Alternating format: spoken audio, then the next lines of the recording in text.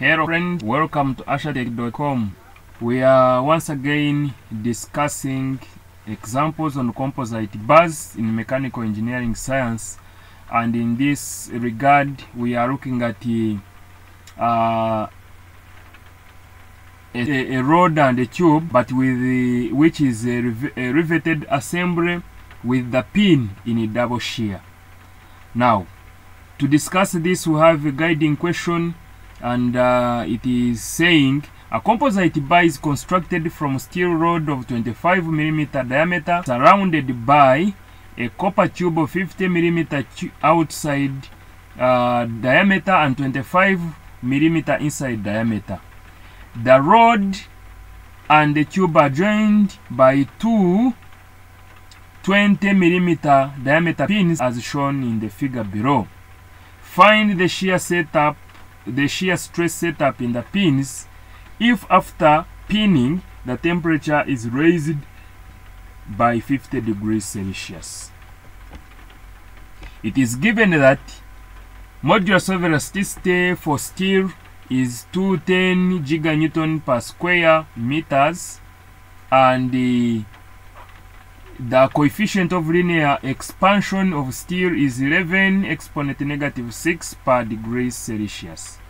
For copper, modulus of elasticity is 105 giganewtons per square meter, and the coefficient of linear expansion for copper is, this is for steel and this is for copper, is 17 exponent negative 6 per degree Celsius. This is the system with the copper outside holding together the steel rod, and these are the dimensions. Then they are being held together, fastened by two pins. So let us go ahead and solve this particular problem. Now, in this case, the copper attempts to expand more than the steel, thus tending to shear the pins joining the two.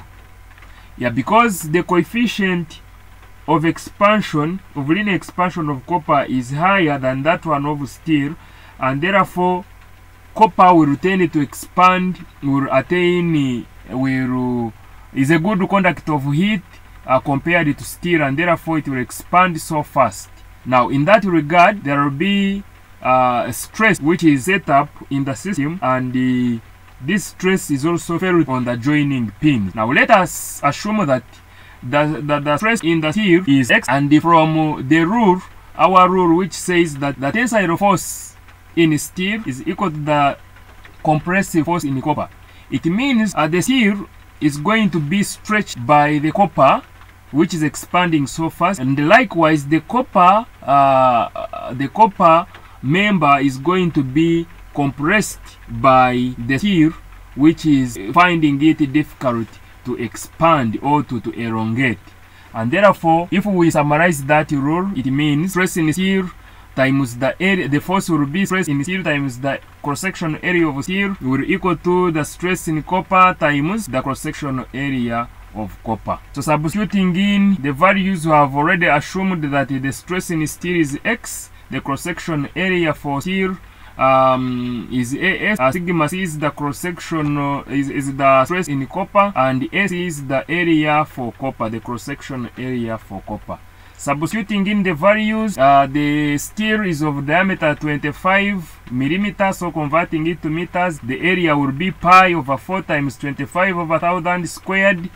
For copper tube, the area will be the square of the outside diameter minus the square of the internal diameter times pi out of 4, and substituting in these values and converting them to meters would give us this particular expression. Now, equating the two, because we have said that the stress in copper is equal to the stress in steel, therefore substituting in those values would give us such an expression, and the stress in copper would therefore equal to X times 25 squared out of 50 squared minus 25 squared, which gives us X out of 3.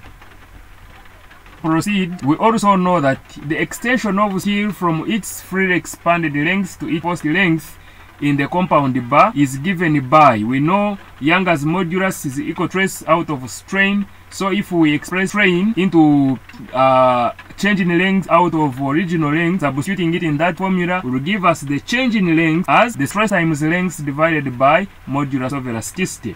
So if the stress in the steel rod is X times the length L divided by the modulus of elasticity of steel, which is 210 times 10 to the power 9. L is the original length. So what about the compression of copper steel? It is the same, calculated in the same way, whereby it will equal to the stress in copper times the original length divided by 105 times 10 to the power 9, which is the modulus of elasticity, and substituting in the value for stress in copper will give X out of 3 times L divided by 105 times 10 to the power 9, which is the modulus of elasticity of the copper material. And therefore, having understood that, we have to also remember that the extension of steel plus compression of copper is equal to the difference in free length. So the difference in free length is equal to 17 minus 11, whereby this 17 is the coefficient of linear expansion of copper minus the coefficient of linear expansion of steel times 10 power negative 6 per degree Celsius times the change in temperature, which was raised from 0 to 50, or just the change was 50 degrees Celsius according to the question. So times L, which is the original length. So substituting in those values and simplifying algebraically, it would give us 5x equal to 36 times this particular value. Then our x will equal to 37 million Newton per square meter, and therefore the stress in steel will therefore equal to 37.80 meganewtons per square meter. So we go ahead, we look at the load carried by steel. It will be the stress times area, and therefore when we substitute in those values, it would give us 18.55. It will actually equal to Fs will be 18.556 kilonewtons, and that will be the load carried by steel.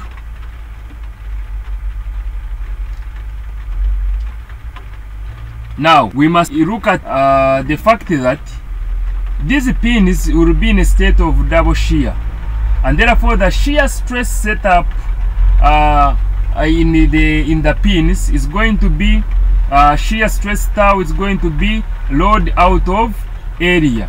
Now the area is twice because there is double shear of the pin. I mean this.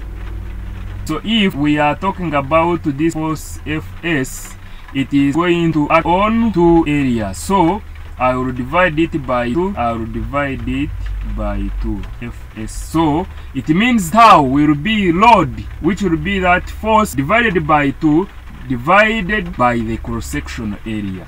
And since the load is 18.55, that we substitute in, our answer would give us 29.53 million Newton per square meter, and this is going to be 29.53 meganewton per square meter, and that is the shear stress in the pin.